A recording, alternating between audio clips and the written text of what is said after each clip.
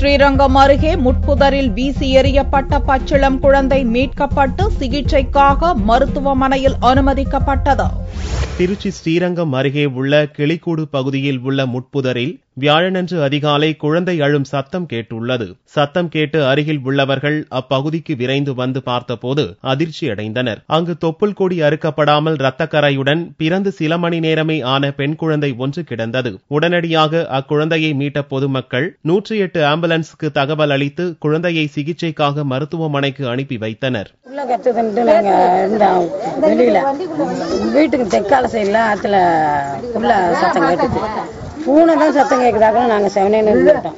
ஒரு அரை மணி நேரம் கழிச்சு போய் லைட் அடிச்சுட்டு போய் பார்த்தா புள்ளை அரைஞ்சுங்க. அப்புறம் தூக்கிட்டு வந்து கழுவி குளிப்பாட்டி நாங்கள் வச்சிருக்கோம். இதனிடையே பச்சிளங்குழந்தையை முட்புதரில் விட்டு சென்ற நபர் குறித்து போலீசார் வழக்கு பதிவு செய்து விசாரணை நடத்தி வருகின்றனர்.